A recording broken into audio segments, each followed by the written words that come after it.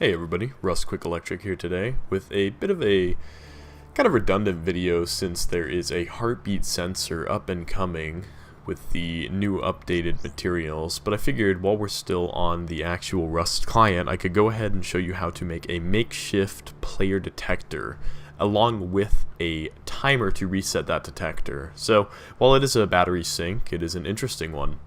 So first things first, I wanted to go over a couple things regarding the laser detector. Now, a lot of people understand what it does, being that as you pass through it, you will up the count value if you're using it with a counter, or essentially send 1 unit of flow through.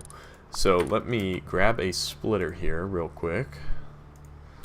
So just real quick to show this experiment, we've got a power switch, which will go into a splitter, along with a counter here, another switch to reset the counter, and then we're going to demonstrate here. We have a 3x3 path here, so we actually have 1, 2, 3 foundations. We're going to put the laser detector up against the wall here, and we're going to do some quick science to let people better understand what I mean with the laser detector. So let's wire up the main power source into a splitter. Splitter power out 3 is going to come over here to the second switch, which is just for our clear counter.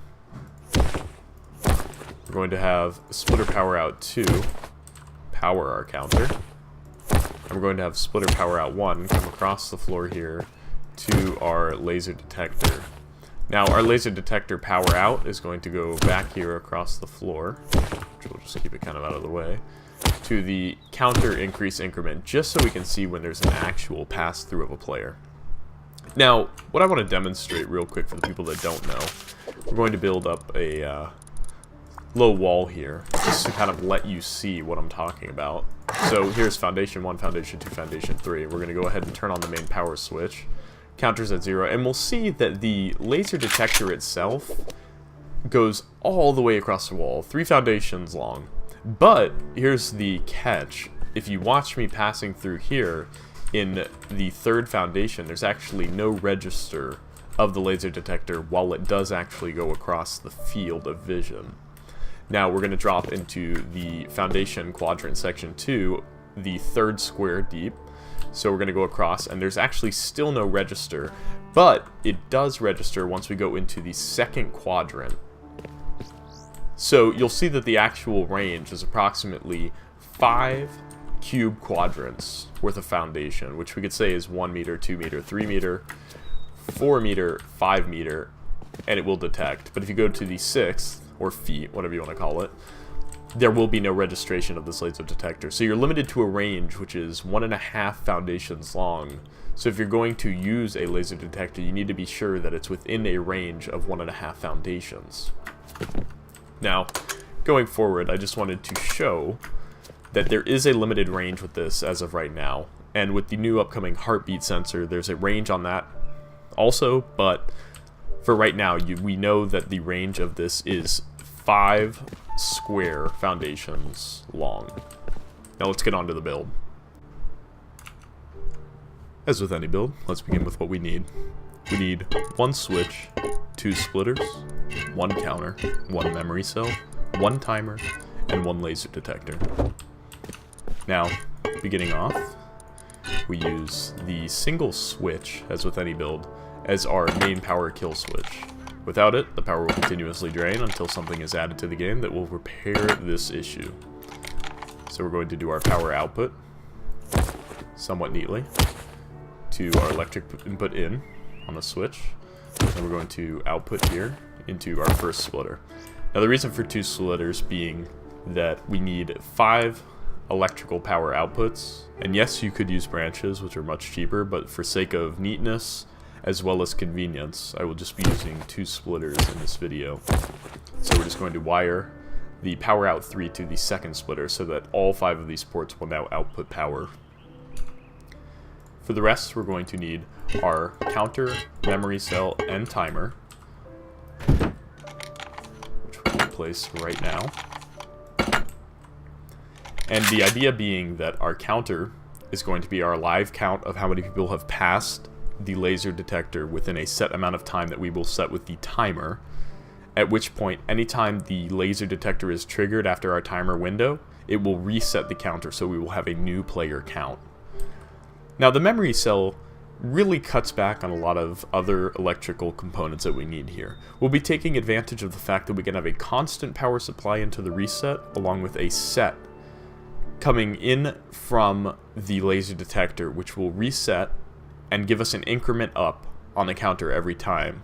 And then this timer will reset the whole window of which we have a set variable from the counter.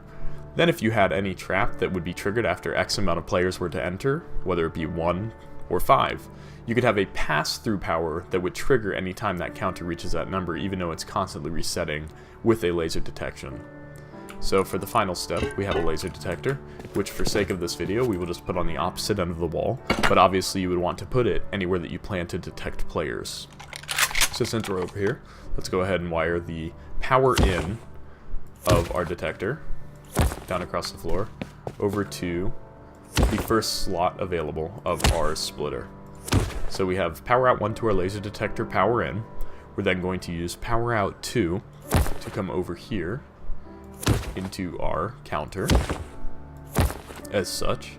We'll then use our third slot, since this one is already occupied using a second splitter, is going to go down and across into a memory cell. And the third power out will be going to, you guessed it, a timer. Now, as far as the rest of the outputs go, the last power out slot will be going to the reset function of the memory cell. Now, that may seem odd to you and you may wonder why, but what we want is a constant flow of power into this reset, so anytime it gets triggered, it will reset by default, allowing the flow through to the inverted output as well as the flow to the output. So the final power will be coming up here into the direct reset of the memory cell.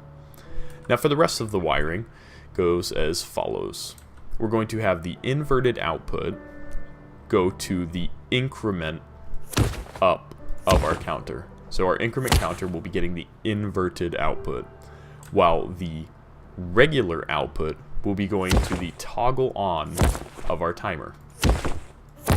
So that will be our 2 split offs from the memory cell as it triggers from a laser detector.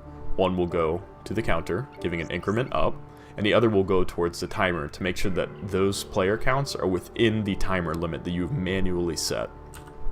So the set function of our schematic here is going to go towards the laser detector. So I'm just going to run this across and have it come up to the power out, meaning that the power out of the laser detector is going to give a set function triggering the power flow through to the outputs, since it has a constant reset power supply. Now, the last portion that we have is the output of the timer, which is going to go to the clear counter function on our counter.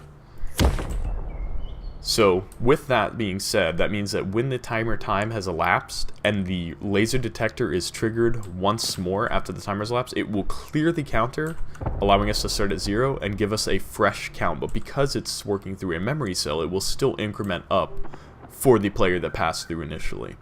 Now this pass through on the counter can be set with any amount, whether it be 1 to 10 or 100, for that. The idea that if you have X amount of players go through, you can pass through an electrical signal, whether it be to an auto turret door or just to shut your doors. But for this experiment, we're not going to be using anything.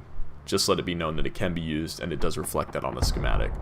Now we'll want to set the timer refresh amount to something like 6 or 7 seconds, but we can't do that until we've run the cycle once. So let's go ahead and see how it works. We're going to turn on our main power switch, which has our counter at 1, which is only because it's passed through once. We're going to prompt it, but once again, you have to remember that this only works within a 5 square range. Now, that's based off of stone foundation squares, so 1, 2, 3, 4, 5, meaning that if we step here, it will trigger. And you'll see that it's triggered on and the timer has begun. Now, we have an increment up, and we're going to wait for the timer to elapse, and then we're going to manually configure it. So we're going to switch the timer to, let's say, 5 seconds. We're going to step back into the range, and you'll see as we enter through, the timer will reset since it's been past that range, and 3 people have run through, so that was the count of 3 of me. But when I go through again this time, since the window has elapsed, it will reset the count while incrementing 1 up. So we're just going to do 2 this time and pretend only 2 people ran through. Now, hypothetically, let's say 4 people ran through within our window this time. So we're going to go 1, 2, 3, and 4. Now, anybody that passes through past your window set time, which can be done in this timer, will reset the counter and let you know how many people have passed within this new window. So you want to set your target counter for whatever trap you have to whatever amount of players you are concerned about coming through that window. You can set it to 1, and you can also extend your window. Say you want a window of 10 seconds, you might want to up this player count to 3 or 4 in case you have a Zerg coming to raid you. But as with any build, I'm more than happy to answer any questions. We've had plenty of people enter the Discord, and I'm always happy to take suggestions and improvements towards my videos. Thanks for your time.